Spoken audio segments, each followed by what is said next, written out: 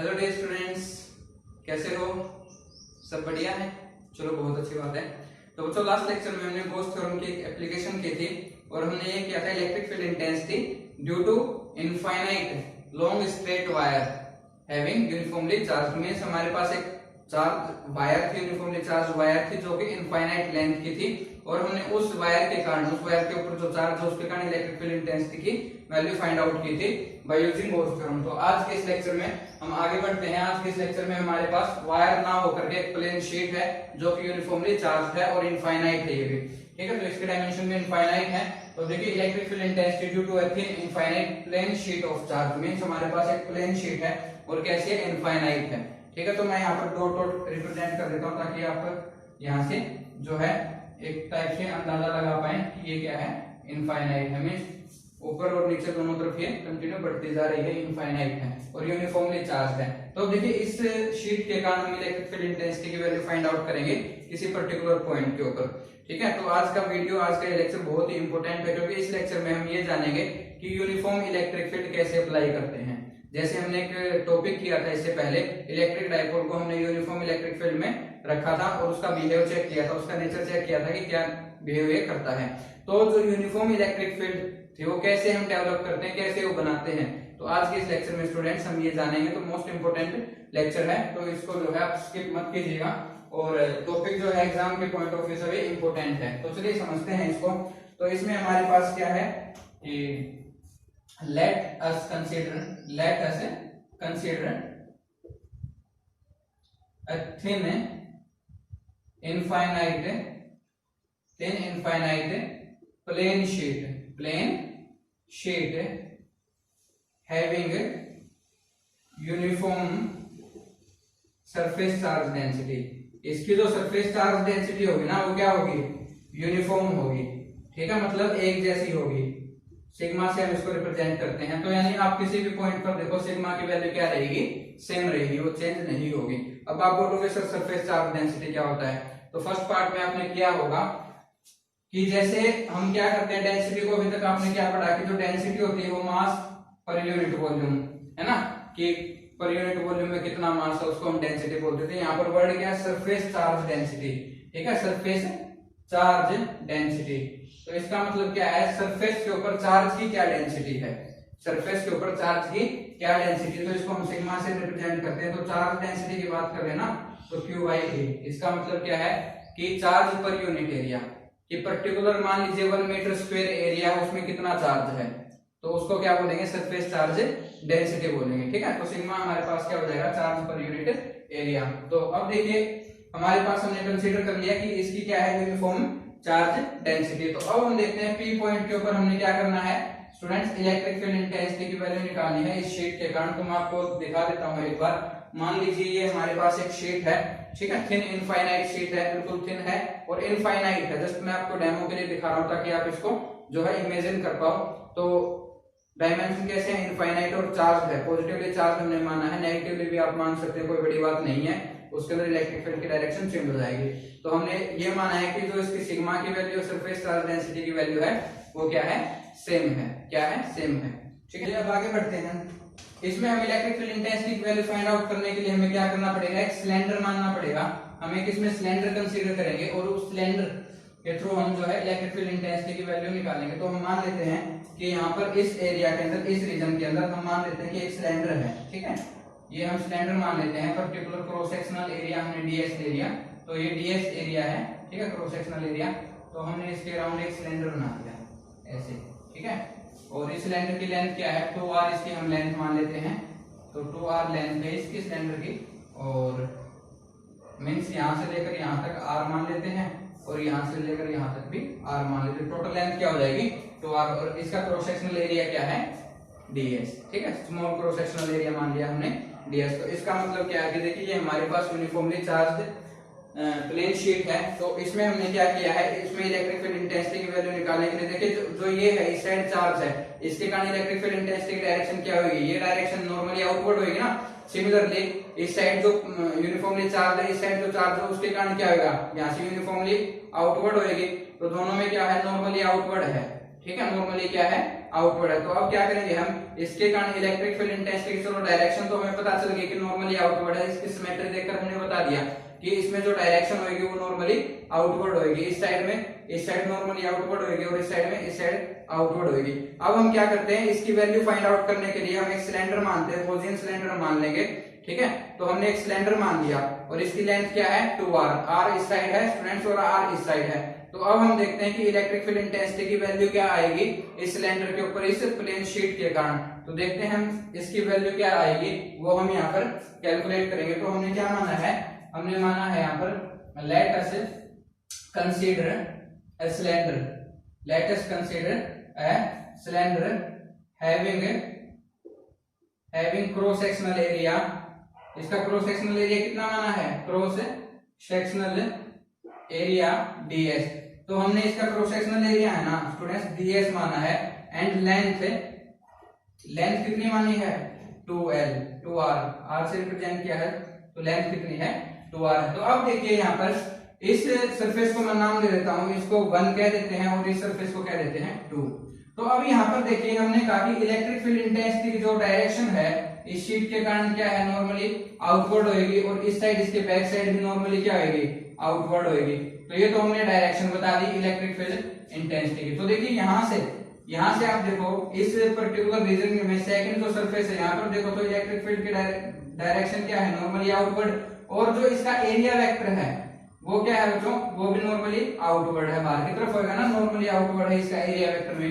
Similarly इस reason में electric field की जो डायरेक्शन है वो क्या होगी बाहर की तरफ नॉर्मली आउटवर्ड, और जो इसका एरिया वेक्टर है इस रीजन का वो भी क्या होगा नॉर्मली आउटवर्ड होएगा, ठीक है। अब देखिए अगर इस कर्व सरफेस की बात करें, इस कर्व सरफेस की, तो यहाँ पर इसका जो कर्व सरफेस है उसका नॉर्मल क्या होगा ऊपर की तरफ, नॉर्मल एरिया वेक्टर इसका ऊपर की तरफ, बट इलेक्ट्रिक फील्ड की डायरेक्शन तो यही है ना, इलेक्ट्रिक फील्ड की डायरेक्शन तो चेंज नहीं हो रही, तो इलेक्ट्रिक फील्ड की डायरेक्शन तो यही डायरेक्शन है।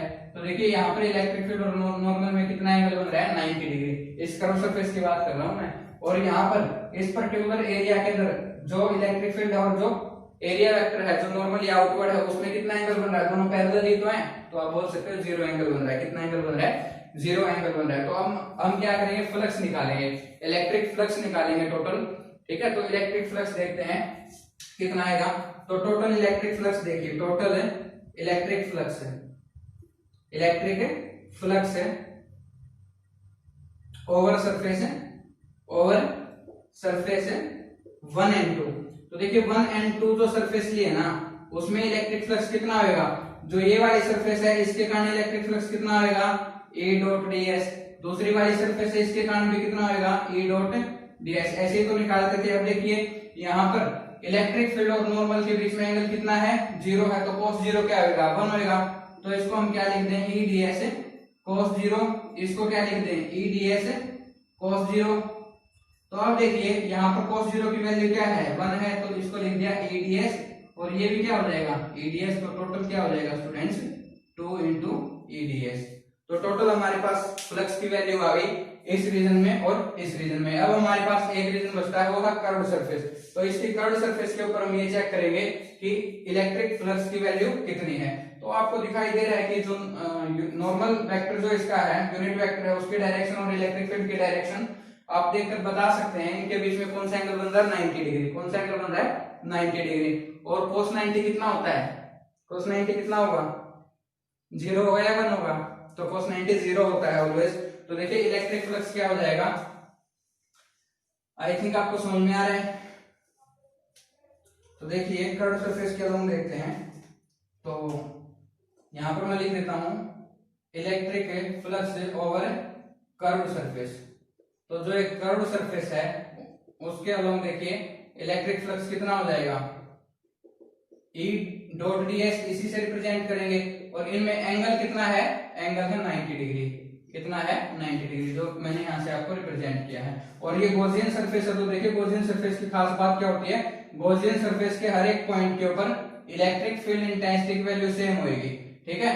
यहाँ पर भी सेम होगी, यहाँ पर भी हर एक पॉइंट पर सेम होगी, ठीक है। तो ये खास बात है कि इलेक्ट्रिक फील्ड इंटेंसिटी की वैल्यू सेम होगी। cos 90 क्या होता है 0, तो इलेक्ट्रिक फ्लक्स की वैल्यू क्या आ गई कर्व्ड सरफेस के ऊपर 0। बात समझ में आ गई। अब देखते हैं कि जो टोटल फ्लक्स है सरफेस 1 और सरफेस 2 और कर्ड सरफेस, इन तीनों का अगर टोटल फ्लक्स हम देखें तो कितना आया है, उसको देखिए। टोटल फ्लक्स जो है बच्चों, टोटल इलेक्ट्रिक फ्लक्स तो कितना आया है, कर्ड सरफेस पर तो 0 है, तो इसका कंट्रीब्यूशन बचा और इसका बचा, तो इसकी वैल्यू कितनी आई थी, 2 इंटू ए ds, और ds क्या है, इसका क्रॉस सेक्शनल एरिया। तो हमने क्या निकाल दिया, टोटल इलेक्ट्रिक फ्लक्स निकाल दिया, टोटल इलेक्ट्रिक फ्लक्स निकाल दिया जो चार्ज इसके अंदर एनक्लोज्ड है। अब हम क्या करेंगे, सिंपली गॉस थ्योरम का यूज करेंगे और फाइंड करेंगे इलेक्ट्रिक फील्ड इंटेंसिटी की वैल्यू को। तो हम यहाँ पर लिख रहे हैं बाय यूजिंग गॉस थ्योरम। तो देखिए गॉस थ्योरम का यूज करके क्या करेंगे, इलेक्ट्रिक फील्ड इंटेंसिटी की वैल्यू फाइंड आउट कर देंगे, बिल्कुल इजी सा है। तो देखिए गॉस थ्योरम क्या कहती है कि जो इलेक्ट्रिक फ्लक्स है वो किसके इक्वल होता है, the charge enclosed by the closed surface divided by electrical permittivity that is in vacuum. अगर ये वैक्यूम है तो एप्सिलॉन नॉट लिख देंगे।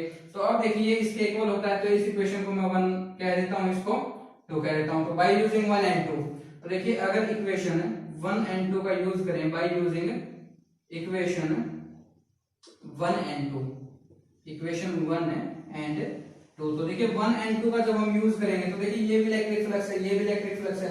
तो अगर लेफ्ट हैंड साइड इक्वल है तो ये राइट हैंड साइड भी तो क्या होगी, इक्वल होगी। तो मैं यहाँ पे क्या लिख देता हूँ, 2 EDS is equal to Q by epsilon naught. इतनी बात समझ में आती है।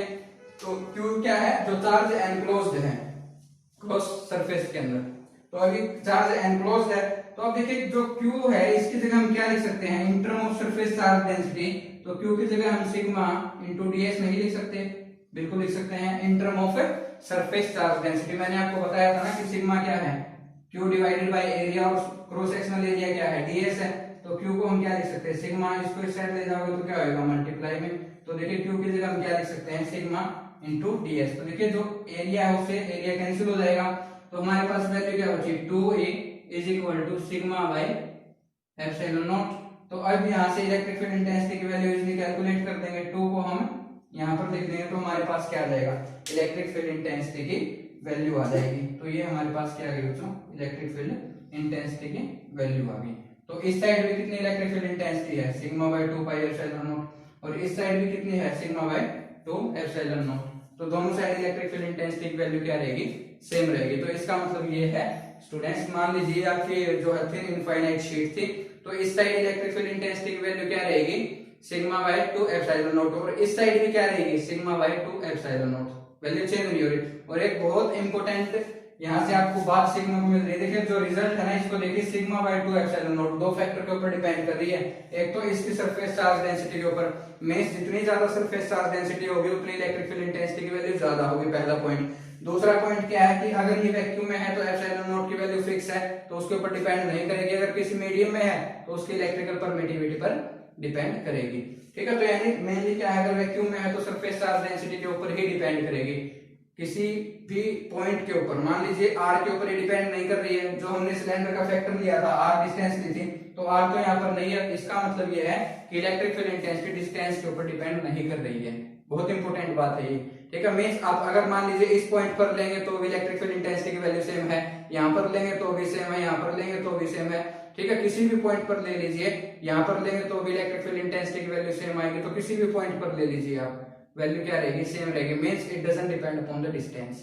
तो यहाँ पर मैं लिख देता हूं कि जो इलेक्ट्रिक फील्ड इंटेंसिटी है इसकी वैल्यू क्या आनी है, डजंट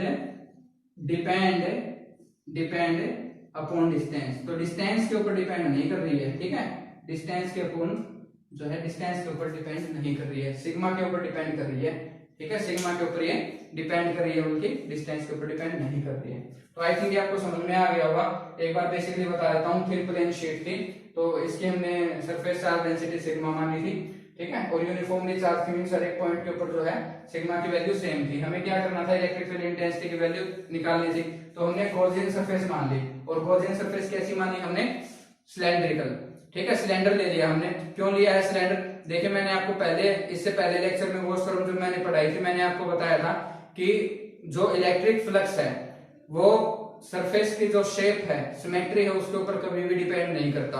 आप कैसी भी शेप ले लीजिए, जरूरी नहीं कि आप यहाँ पर सिलेंडर ले, हो सकता है आप कोई टेढ़ी मेढ़ी शेप ले लेते, बट उस केस में क्या होता कि जो आपका एरिया है वो निकालने में दिक्कत होती है। इसलिए हम हमेशा एक सिमेट्रिकल शेप लेते हैं ताकि जो एरिया है वो इजिली कैलकुलेट कर पाए। मान लीजिए फ्लक्स निकालते ना, फ्लक्स क्या होता है ये, तो इसमें क्या होगा, हमें एरिया निकालना पड़ेगा। तो एरिया किसका इजीली निकाल पाएंगे, कोई आप पर्टिकुलर ऐसी वैसी शेप ले लो, क्या आप उसका एरिया निकाल दोगे, बहुत मुश्किल हो जाएगा। इसलिए हम एक ऐसी शेप लेते हैं जिसका एरिया निकालना आसान हो, क्योंकि शेप के ऊपर तो इलेक्ट्रिक फ्लक्स की वैल्यू डिपेंड नहीं करती, तो हमारी मर्जी है कि हम कैसी भी शेप लें। तो हम ऐसी शेप लेते हैं जिसमें जो है एरिया निकालना इजी हो, यानी हम सिंपल भाषा में कहें तो एक सिमेट्रिकल शेप लेते हैं, या तो स्फेरिकल लेंगे या फिर कैसे लेंगे, सिलेंड्रिकल। तो हमारे पास यहाँ पर हमने कैसी शेप ली है, सिलेंड्रिकल शेप ली है, ठीक है। तो जस्ट एक सिलेंडर मान लिया हमने, इलेक्ट्रिक फ्लक्स की वैल्यू हमने फाइंड आउट की। यहाँ पर हमने देखा कि इलेक्ट्रिक फील्ड के जो डायरेक्शन और जो आउटवर्ड नॉर्मल है वो दोनों पैरेलल हैं, इनके बीच में एंगल 0 है। सिमिलरली इस सरफेस के ऊपर, वन के ऊपर भी इलेक्ट्रिक फील्ड और नॉर्मल की डायरेक्शन क्या है, दोनों की सेम डायरेक्शन, एंगल 0 है। बट कर्व सरफेस के ऊपर नॉर्मल तो ऊपर की तरफ है, इलेक्ट्रिक फील्ड इस डायरेक्शन में है, तो एंगल क्या है 90 डिग्री। तो ये जो है कर्व सरफेस फ्लक्स में कोई कंट्रीब्यूशन नहीं देगा। तो कंट्रीब्यूशन किसका है, इसका और इसका, वो हमने निकाल दिया 2 EDS। अब देखिए यूजिंग गॉस थ्योरम, तो हमें मालूम है कि इलेक्ट्रिक फ्लक्स किसके इक्वल होता है, charge by epsilon not, charge कौन सा, जो एनक्लोज्ड है, ठीक है। तो अब देखिए बाय यूजिंग 1 and 2 हमने ये वैल्यू इक्वल कर दी, पुट करने के बाद क्या हो जाएगा, हमारे पास इलेक्ट्रिक फील्ड इंटेंसिटी की वैल्यू आ गई। तो ये आपका बिल्कुल सिंपल सा जो है डेरिवेशन था, और इसमें रिजल्ट आपने सीखा कि डिस्टेंस के ऊपर डिपेंड नहीं करती, बल्कि जब आपने देखिए वायर दी थी ना, वायर दी थी, तो उसमें क्या आया था हमारा रिजल्ट, ए इनवर्सली प्रोपोर्शनल था, आर के मींस वो डिस्टेंस के ऊपर डिपेंड था। इलेक्ट्रिक फील्ड इंटेंसिटी की वैल्यू डिस्टेंस बढ़ने के साथ साथ घट रही थी, बल्कि इस रिजल्ट में आप देखेंगे प्लेन शीट में यहाँ पर वैल्यू जो है डिस्टेंस के ऊपर डिपेंड नहीं कर रही है, ठीक है। तो आप वायर लेंगे तो डिस्टेंस के ऊपर डिपेंड करेगी, और थिन शीट लेंगे तो जो है इंडिपेंडेंट रहेगी। अब देखिए मान लेते हैं हम थिन शीट ना होने, थिन शीट की बजाय एक ऐसी शीट ले लें जिसकी थिकनेस हो कुछ ना कुछ, यूनिफॉर्मली थिकनेस है, ठीक है। तो हम मान लेते हैं कि ऐसी शीट ले लेते हैं, इसी को थोड़ा सा जो है स्पेशल केस आप कह सकते हैं। ये हमारे पास ये शीट है स्टूडेंट्स, ये शीट है और इसकी कोई ना कोई थिकनेस है, ठीक है। ये पर्टिकुलर थिकनेस की यूनिफॉर्म थिकनेस है इसकी, और इसके ऊपर भी कैसा चार्ज है, पॉजिटिव चार्ज हम मान लेते हैं, ठीक है। पॉजिटिव चार्ज हम मान लेते हैं इसके ऊपर, तो ये पॉजिटिव चार्ज है, ठीक है। तो यूनिफॉर्मली थिकनेस है, सिग्मा की वैल्यू सेम रहेगी यहाँ पर भी, ठीक है। सिग्मा की वैल्यू हर एक पॉइंट पर क्या है, सेम है। तो अब देखिए अगर ऐसी शीट है तो इसके कारण जो है इलेक्ट्रिक फील्ड इंटेंसिटी की वैल्यू कैसे फाइंड आउट करेंगे। मान लीजिए कोई पॉइंट है यहाँ पर, मैं आपको कह दूं पी पॉइंट के ऊपर जो है इस शीट के कारण, ठीक है, जिसकी कोई ना कोई थिकनेस है, ठीक है, यूनिफॉर्म थिकनेस, और इसकी जो सरफेस चार्ज डेंसिटी है सिग्मा है, सेम है। तो इस पी पॉइंट के ऊपर आपको क्या करना है, इलेक्ट्रिक फील्ड इंटेंसिटी की वैल्यू फाइंड आउट करनी है। तो कैसे करेंगे, देखिए मैं आपको जनरली सिंपल से दिखा देता हूँ क्या है ये, कि मान लीजिए हमारे पास एक शीट है, ठीक है, इसकी कोई ना कोई थिकनेस भी है, शीट है, थिकनेस है। तो इस शीट के कारण, हालांकि है इनफाइनाइट, ये भी पहले की तरह है, बस इसमें क्या है कि पहले हमने प्लेन शीट ली थी, ठीक है। पहले वाले केस में सिंपल हमने क्या लिया था, एक प्लेन शीट ली थी, ठीक है। पहले वाले केस में एक प्लेन शीट ली थी, सिंपल प्लेन शीट, कोई थिकनेस नहीं थी, ठीक है, थिन थी। बट इस केस में क्या है कि हमारे पास थिकनेस है, ये थिकनेस है इसकी, ठीक है, ये थिकनेस है। तो अब देखिए इसमें जो है इलेक्ट्रिक फील्ड इंटेंसिटी की वैल्यू में कोई चेंज आएगा इसकी थिकनेस के कारण, वो हम जनरली यहाँ पर देखना चाहते हैं कि इसकी थिकनेस के कारण क्या चेंज आया है, ठीक है। तो हम देखेंगे, तो देखिए यहाँ पर यूनिफॉर्मली चार्ज डेंसिटी सिग्मा की वैल्यू यहाँ पर भी सेम है, यहाँ पर भी सेम है, हर एक पॉइंट पर सिग्मा की वैल्यू सेम है।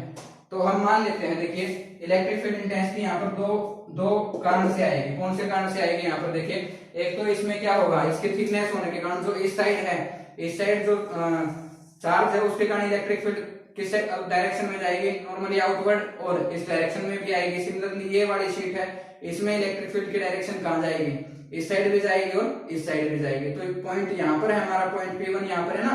तो अब देखिए इस P पॉइंट पर इलेक्ट्रिक फील्ड कहाँ से आएगी, एक तो इस रीजन के कारण और दूसरा इसके कारण, तो दोनों के कारण इलेक्ट्रिक फील्ड आएगी इस डायरेक्शन में, ठीक है। तो अगर मैं कहूं कि पॉइंट P1 है तो यहाँ पर इलेक्ट्रिक फील्ड इंटेंसिटी इसके कारण नॉर्मली आउटवर्ड, और इस शीट के कारण इस साइड है, तो दोनों साइड जो है इलेक्ट्रिक फील्ड इंटेंसिटी है ना। तो वही बात है यहाँ पर। तो देखिए एक तो जो है E1 की डायरेक्शन इस साइड है, मैंने बता दिया आपको, और E2 की डायरेक्शन इस साइड है।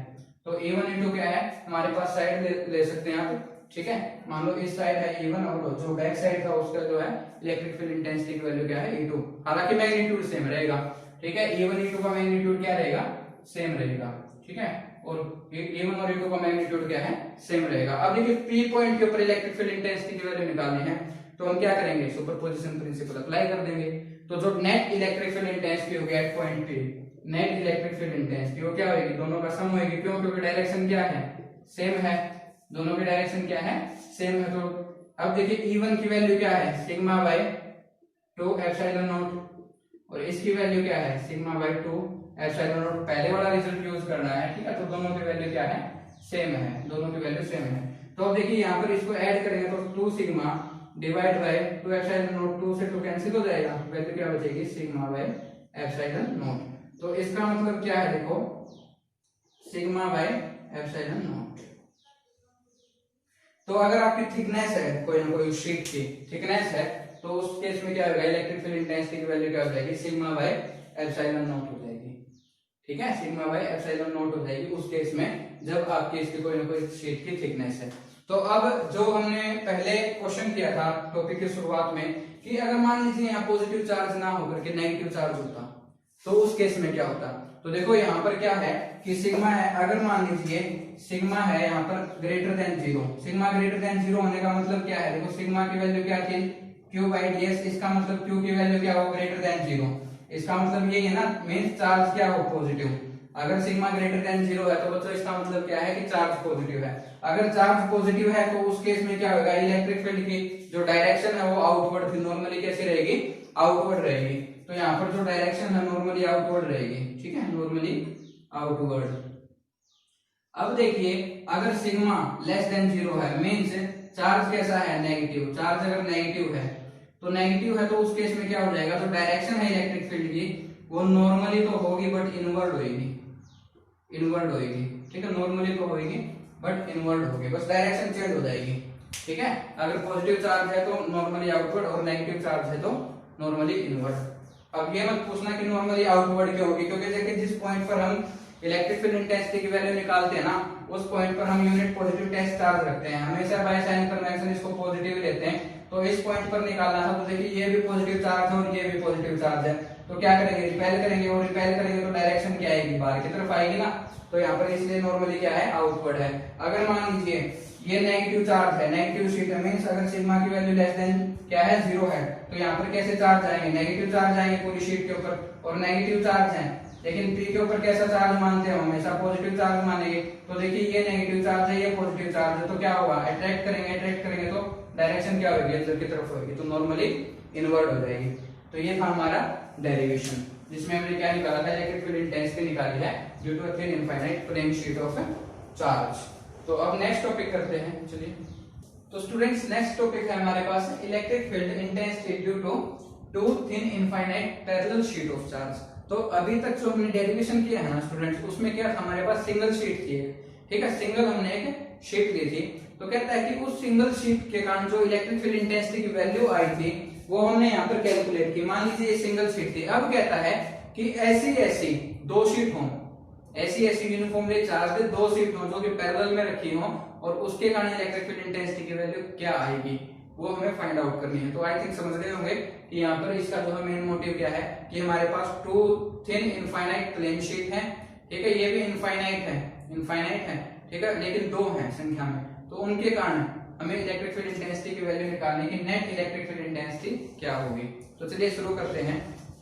तो बोर तो नहीं हो गए हो, लेक्चर ज्यादा लंबा तो कर हुआ नहीं है अभी, ठीक है, और टॉपिक भी बहुत आसान है और इंटरेस्टिंग भी है कि हमारे पास शीट्स हैं और उस शीट्स के ऊपर जो है इलेक्ट्रिक फील्ड इंटेंसिटी की वैल्यू निकालनी है। चलिए देखिए शुरू करते हैं।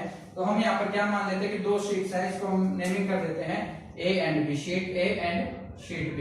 तो हम मान लेते हैं let us consider two thin infinite plane sheet A and B।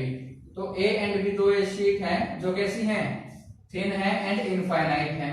अब हम मान लेते हैं कि इलेक्ट्रिक फील्ड इंटेंसिटी हम मानेंगे इनके कारण की जो है, एक तो मान लेते हैं सिग्मा 1 एंड सिग्मा 2। तो देखिए सिग्मा 1 एंड सिग्मा 2 यहाँ पर क्या है, जो सिग्मा 1 है ना वो क्या है, यूनिफॉर्म है surface charge density, uniform surface charge density. तो सिग्मा को सरफेस चार्ज डेंसिटी होती है ना सिग्मा, तो सिग्मा 1 हम मान लेते हैं uniform surface charge density on sheet A. तो जो शीट ए है ना उसके ऊपर जो सरफेस चार्ज डेंसिटी है वो कितनी है, सिग्मा है। सिमिलरली सिग्मा 2 क्या है, यूनिफॉर्म है surface charge density on sheet B. तो शीट बी के ऊपर जो सरफेस चार्ज डेंसिटी है वो कितनी है, सिग्मा 2। तो इसके ऊपर सिग्मा 1, इसके ऊपर सिग्मा 2। और यूनिफॉर्म है, यूनिफॉर्म का मतलब बार बार बताने की जरूरत नहीं है कि इसके हर एक पॉइंट के ऊपर वैल्यू सिग्मा की सेम रहेगी, सिग्मा 1 की, और बी जो शीट है उसके हर एक पॉइंट के ऊपर सिग्मा 2 की वैल्यू सेम रहेगी, there is no variation, right. इसका मतलब ये है।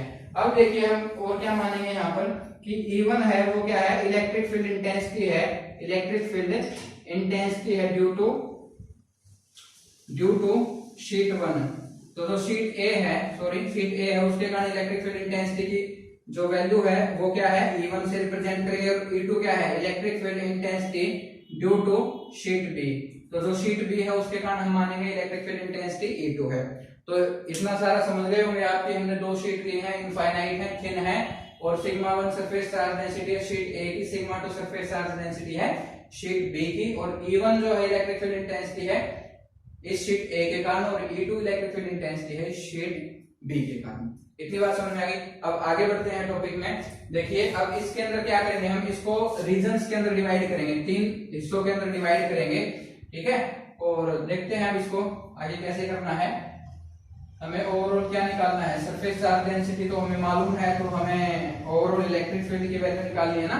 तो हम क्या करते हैं, इसको let us divide this into 3 regions. तो इसको हम बोलेंगे फर्स्ट रीजन, और जो इसके बीच वाला पार्ट है उसको हम बोलेंगे सेकंड रीजन, और जो राइट हैंड साइड वाला पार्ट है इसको हम बोल देते हैं थर्ड रीजन, ठीक है। तो इतना समझ गए होंगे कि first region, second region, third region. तो हमने 3 हिस्सों में डिवाइड कर दिया, इसको 3 हिस्सों में डिवाइड कर दिया।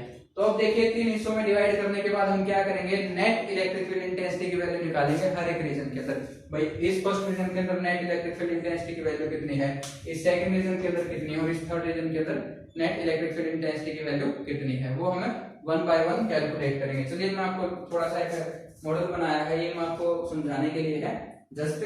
तो देखिए ये हमने 2 शीट ली है, ठीक है। एक ये थिन शीट है, ठीक है। तो कैसा चार्ज है, पॉजिटिव चार्ज है, इनसाइड भी हमने जो है पॉजिटिव चार्ज दिया है, तो ये भी पॉजिटिव चार्ज है, ये भी पॉजिटिव चार्ज है, ठीक है।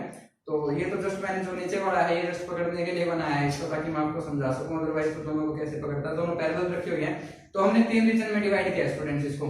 एक तो देखिए फर्स्ट रीजन ये वाला, फर्स्ट रीजन ये वाला, सेकंड रीजन इसके बीच का शीट का, और third region right hand side. तो 3 रीजन में हमने इसको डिवाइड किया है। तो अब देखिए जो फर्स्ट रीजन है यहाँ पर इलेक्ट्रिक फील्ड कहां से आ रही है। एक तो देखिए जो ये शीट है इस साइड से पॉजिटिव चार्ज है, तो इसके कारण इलेक्ट्रिक फील्ड नॉर्मली आउटवर्ड है। दूसरी जो ये शीट ये भी तो पॉजिटिवली चार्ज है, ठीक है, इसकी भी तो सरफेस चार्ज डेंसिटी है, तो इसके कारण भी इलेक्ट्रिक फील्ड इंटेंसिटी इस साइड आएगी। तो देखिए फर्स्ट रीजन में 2 इलेक्ट्रिक फील्ड इंटेंसिटी है, E1 इस साइड आ रही है इस फर्स्ट शीट के कारण, ए शीट के कारण, और E2 जो इस शीट के कारण वो भी इस डायरेक्शन में आ रही है, ठीक है। तो अब देखिए यहाँ पर मैं नोट कर देता हूं,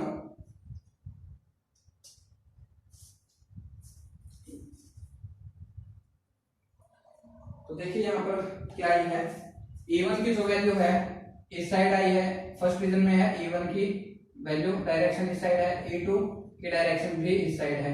तो मैंने आपको बताया कि जो E1 है वो तो इसके कारण, और जो E2 है वो इसके कारण, ठीक है। इतनी बात समझ में आ गई कि E1 और E2 कैसे आई है। अब हम बात करते हैं सेकंड रीजन की। तो अब आप बोलोगे सर सेकंड रीजन में देखिए जो इसके कारण इलेक्ट्रिक फील्ड है उसकी डायरेक्शन इसके अलोंग है, नॉर्मली आउटवर्ड होती है ना, नॉर्मली आउटवर्ड, और इस शीट की किस साइड आएगी, इस साइड आएगी। तो देखिए इसमें क्या हो जाएगा कि जो E2 है ना उसकी डायरेक्शन तो ये वाली है, E2 की डायरेक्शन, ठीक है, इस साइड जा रही है, और E1 की डायरेक्शन इस साइड जा रही है। तो डायरेक्शन आई थिंक आप समझ गए होंगे, जस्ट इसमें ज्यादा कुछ नहीं करना। मान लीजिए सिंगल सीट है, ये सिंगल सीट है यहाँ पर रखी है, तो इस सिंगल सीट के कारण क्या होगा, इलेक्ट्रिक फील्ड इस साइड भी आएगी और नॉर्मली इस साइड भी जाएगी। तो अब देखिए जो E1 है वो तो ये है, और ऐसी सीट यहाँ पर है, तो E2 से जो इस सीट है इस साइड से जो इलेक्ट्रिक फील्ड की डायरेक्शन है वो भी तो है। सिमिलरली यहाँ पर एक और सीट रखी हुई है, तो देखिए यहाँ पर जो सीट रखी है इसके कारण इलेक्ट्रिक फील्ड की डायरेक्शन E2 की डायरेक्शन ये है, और इस साइड भी तो डायरेक्शन जाएगी। तो एक E2 की मैं यहाँ लिख देता हूँ कि इस सीट के कारण E2 की डायरेक्शन एक ये है। और अब देखिए इस शीट के कारण जो यहाँ पर रखी थी E1 की डायरेक्शन इस साइड की थी, तो ये E1 की डायरेक्शन हो गई। तो 3 रीजन है, तीनों रीजन में डायरेक्शन मैंने यहाँ पर शो कर दी है। आई थिंक आपको समझ में आ गई होंगी कि ये शीट है, इसके कारण जो है E1 इस साइड भी जाएगी और इस साइड भी जाएगी, तो E1 इस साइड भी लिख दी और इस साइड भी। E2 है, इसके कारण E2 इस साइड भी जाएगी और इस साइड भी, तो मैंने E2 इस साइड भी लिख दिया और इस साइड भी लिख दिया। नॉर्मली आउटवर्ड है, ठीक है। तो जस्ट हमने वैल्यूज लिखे हैं यहाँ पर। अब देखिए इन रीजन फर्स्ट, यहाँ पर हम कंसीडर करेंगे कि सिग्मा 1 ग्रेटर देन है सिग्मा 2 और दोनों ही ग्रेटर देन है 0 से, मींस पॉजिटिव चार्ज लिया, कहने का अर्थ ये है, ठीक है। अब देखिए रीजन फर्स्ट के अंदर, रीजन फर्स्ट, तो रीजन फर्स्ट के अंदर देखिए इलेक्ट्रिक फील्ड की वैल्यू फाइंड आउट करनी है ना हमें, कि नेट इलेक्ट्रिक फील्ड इंटेंसिटी की वैल्यू क्या आएगी। तो देखिए रीजन जो फर्स्ट है उसके अंदर नेट इलेक्ट्रिक फील्ड की वैल्यू क्या आएगी, रीजन फर्स्ट। तो अब इसके अंदर बाय साइन कन्वेंशन, एक बात और बता देता हूं, बाय साइन कन्वेंशन हम क्या मानेंगे, अगर इलेक्ट्रिक फील्ड की direction left hand to right hand side है तो पॉजिटिव मानेंगे इलेक्ट्रिक फील्ड की, ठीक है। अगर right hand side to left hand side है डायरेक्शन इलेक्ट्रिक फील्ड की तो मानेंगे नेगेटिव, ठीक है। तो अब ये क्या है, ये right hand side to left hand side दोनों ही, तो यहाँ पर क्या होगा, दोनों की वैल्यू नेगेटिव लेनी है। कैसी लेनी है, नेगेटिव, बाय साइन कन्वेंशन है जस्ट। और E1 की वैल्यू क्या है, जो हमने पहले रिजल्ट किया था वो डायरेक्ट यूज करेंगे, तो E1 की वैल्यू है sigma 1 divide by 2 epsilon not. E2 की वैल्यू क्या है student, sigma 2 divide by 2 epsilon not. अब देखिए माइनस कॉमन है एक तो दोनों में और 2 एप्सिलॉन नॉट की वैल्यू कॉमन है, तो क्या बचा सिग्मा 1 प्लस सिग्मा 2। तो ये वैल्यू क्या है, रीजन फर्स्ट के अंदर इलेक्ट्रिक फील्ड की वैल्यू है, रीजन फर्स्ट के अंदर। इतनी बात समझ में आ गई। तो रीजन फर्स्ट के अंदर वैल्यू आ गई हमारी इलेक्ट्रिक फील्ड की। अब रीजन सेकंड की बात करते हैं। तो देखिए सेकंड के अंदर टॉपिक बहुत आसान है, तो आपको डायरेक्शन समझनी है और डायरेक्शन में ज्यादा कुछ नहीं है। ये शीट है, इसके कारण इलेक्ट्रिक फील्ड E1 की डायरेक्शन इस साइड भी होगी और इस साइड भी होगी। रीजन मैंने आपको बता दिया, दोबारा बता देता हूँ। ये शीट है, यूनिफॉर्मली चार्ज है, इसके कारण इलेक्ट्रिक फील्ड इस साइड भी जाएगी और इस साइड भी जाएगी। तो शीट ये है, इसके कारण E1 की इस साइड भी वैल्यू इस साइड भी है। सिमिलरली शीट 2 है, इसके कारण E2 की डायरेक्शन इस साइड भी और इस साइड भी है। सिमिलरली इतना है, ठीक है। तो ये तीन रीजन है, डिवाइड किए थे हमने। तो अब सेकंड रीजन में देखते हैं। देखिए E1 की direction left hand to right hand side है, तो इसकी वैल्यू तो पॉजिटिव हो जाएगी, लेकिन E2 की तो राइट टू लेफ्ट है तो इसकी नेगेटिव हो जाएगी डायरेक्शन।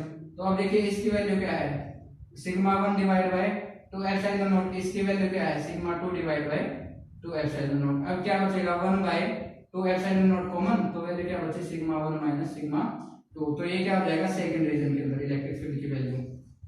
इस बीच वाले रीजन के अंदर कितनी वैल्यू है, इतनी वैल्यू। किसके ऊपर डिपेंड कर रही है, सरफेस चार्ज डेंसिटी के ऊपर डिपेंड कर रही है। तो अब थर्ड रीजन और देख लेते हैं। सिमिलरली थर्ड रीजन के अंदर देखिए क्या आएगा, तो इसको मिटा देते हैं, बस जस्ट रिजल्ट रख लेते हैं यहाँ पर।